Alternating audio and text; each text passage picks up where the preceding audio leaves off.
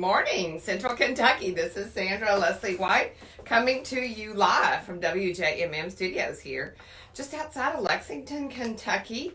Shouting out to all of you listening out 99.1 FM, life-changing radio, WJMM.com, and Facebook Live this morning. It's a chilly morning here in Central Kentucky. How y'all doing around the country? Well, I know it's a busy time of the year, and I wonder about any kind of certainties in your life today. I mean, I know that we have a lot of uncertainty in our country today. We have uncertainties certainly in our personal lives. We have uncertainties perhaps in our relationship with God.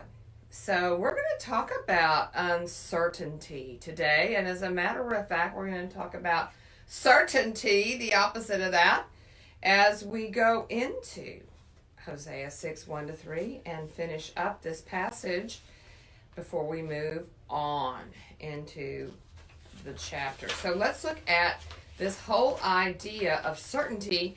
A definition of certainty, it is a noun, if it's used also, as an adjective and verb. But as a noun, I'm going to give you the online dictionary definition of certainty.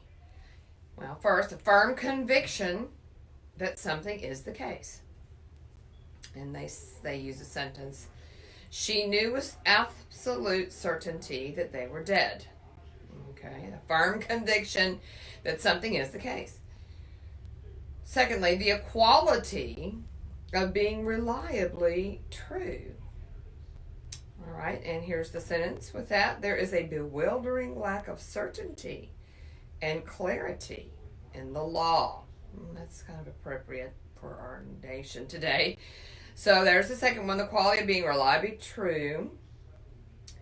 And thirdly, a fact that is definitely true, or an event that is definitely going to take place. And this sentence here is an immediate transfer, would be a certainty. Okay, so here's the fourth one I want to talk about today on Lifting the Veil. The fourth definition of certainty is a person or thing that may be relied on. A person or thing that may be relied on. And the example here in the sentence was, he was expected to be a certainty for a gold medal. Okay, is there something more certain than an athlete that should be up for a gold medal? So what about you? I mean, what do you think about when you think about a person in your life? Do you have a person in your life that can be relied upon? Or a thing? I think I'd rather talk about a person. Well, when you look at this in the context of Hosea, which we're going to jump into now, it's interesting to me that the Hebrew people, as wayward as they were when Hosea was written, find Yahweh to be certain, a certainty in their lives. And let's look closely at what they are certain of as we go into the Word today on Lifting the Veil. If you're just tuning in, this is Sandra Leslie White. We're going into Hosea 6, 1-3 and wrapping up that passage. So let's listen now to the New American Standard Version this morning. Come, let us return to the Lord, for he has torn us, but he will heal us. He has wounded us, but he will bandage us. He will revive us after 2 days. He will raise us up on the third day, that we may live before him. So let us know. Let us press on to know the Lord, for his going forth is as certain as the dawn, and he will come to us like the rain, like the spring rain, watering the earth. All right, that's Hosea 6, 1-3. And we are looking at this particular word, certain, in that last sentence of verse 3, the last sentence of this passage that we've been in for some time now. Not only for its significance in the book of Hosea, but its significance in the entire Bible and in the prophecy of the Messiah. And so this is probably the most famous passage of Scripture known about Hosea. So let's look, though, at verse 3 and look carefully at the context of the certainty of Yahweh. So we know we've talked about this. Let us press on to know the Lord. Did you know that press on, that term, was used thousands of years ago in the Hebrew translation of Hosea 6:3? Yeah, that's where press on comes from. We talked about that in a previous show. All my shows are archived, by the way, on my Facebook page, Sandra Leslie White Ministries. You can access them there on my podcast on Podbean, Lifting the Veil, or on my YouTube channel. So you've got lots of opportunities to check out these previous shows. But the previous show on pressing on, I thought, was particularly important for us. But they say that after let us press on, it's this invitation, let us press on. Let us, all the Hebrew people that have been wayward in the northern and southern kingdom, they've been punished severely.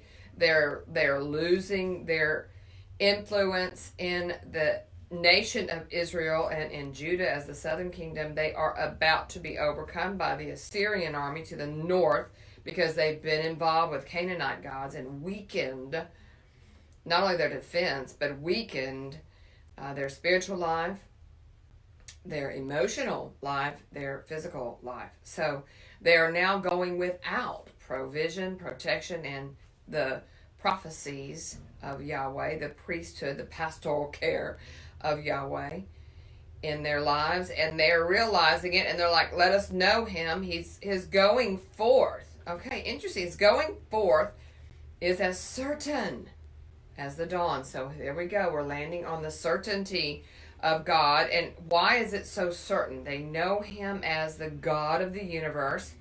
They know him as the God who created all things. The good Hebrew people raise their children in the first few books of the Old Testament. They know the prophecies. They know Yahweh as the Almighty. They know him as Adonai. They know him as the one true God who is as certain as the dawn, as certain as the sun rises.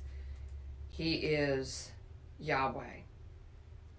And he will come to us, that invitation answered. He is going to come to us like the rain, like the spring rain, watering the earth. So there is this foundational truth here, that this declaration, really, of the Hebrew people as hard as they're having it right now, they are as certain of Yahweh as the rising of the sun, as the dawn. This is indicated in Psalm 37 as well, 23 to 25. I just want to read that. Of course, being a psalm, they're familiar with the Psalms. It's a psalm of David. So let's look at Psalm 37, 23 to 25 in the context of this idea of the certainty of God. It says this: the steps of a man are established by the Lord, and he delights in his way. When he falls, he shall not be hurled headlong, because the Lord is the one who holds his hand. I have been young, and now I am old, yet I have not seen the righteous forsaken, or his descendants begging bread. You wonder if the Hebrew people were going back to this, even though, and I'll repeat it, paraphrase it, even though verse 24 of Psalm 37, when he falls, which they are falling, they have fallen, he shall not be hurled headlong, because the Lord is the one who holds his hand. So, is Yahweh holding their hand through this? And at this point, they are as certain as the dawn that he will come to them. Even though he has left them, they sense, and he has abandoned them. He's lifted off their provision. He's lifted off their protection. He's lifted off their pastoral care, their prophecies. They still believe and they declare that he is as certain as the dawn. Well, I want to look at that word. This word has been in my life for some time. I love this Hebrew word. Did not realize this was the same Hebrew word that I have studied over the years of uncertainty in my own life, that this word kuan was used in the context here. So I want to look at this word in the Hebrew context and talk about this certainty. So listen now to, this is Odiatis, this is Spiros Odiatis, my favorite Greek and Hebrew scholars, Old Testament dictionary says this about kuan, the Hebrew word used here for certain, to stand firm, to be established, to be firm, steadfast, faithful, sure, reliable, fixed, certain, to be ready, to be prepared, to be determined.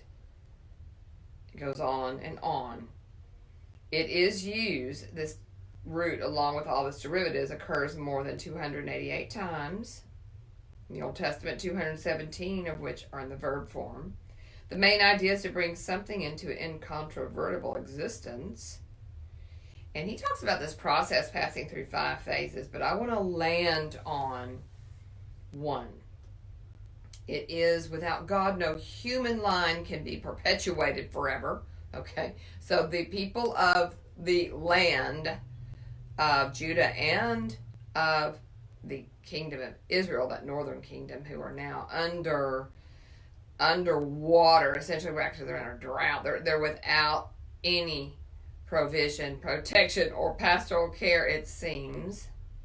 But they do know that without God, no human dynasty can remain or continue, and they know about the Davidic kingdom. They know that David would be on the throne forever. It's the prophecy. And they have a certainty about God in this. So I find it fascinating that they are landing on this extraordinary word, kuan, that they are certain of Yahweh, regardless of their circumstances, regardless of their own behavior, their own destructive ways, regardless of realizing that they really aren't following him closely. They're not in that love relationship, that trust relationship. They are in a covenant relationship, but they've broken it over and over and over again, but they're still certain of Yahweh. So this, I think, this 5th phase of establishment that is written about in my Old Testament dictionary here by those Yadis. The 5th stage of this establishing process is this, and I love this. He says, the deep satisfaction and sense of well-being comes from the certainty that our hearts are fixed upon God. We can be confident that he will direct our paths. Okay, I'm going to read that again. I just love this. Is this where you are? The deep satisfaction and sense of well-being comes from the certainty that our hearts are fixed upon God's, and we can be confident that he will direct our paths. Therein lies the certainty. I love the sense of well-being, the confidence, the certainty that he's going to direct our paths. Why? Because I know my heart is fixed on his. Is your heart fixed on his? That's the only way out of uncertainty. So I look forward to continuing on with the certainty of Yahweh in your life in the coming days. God bless you.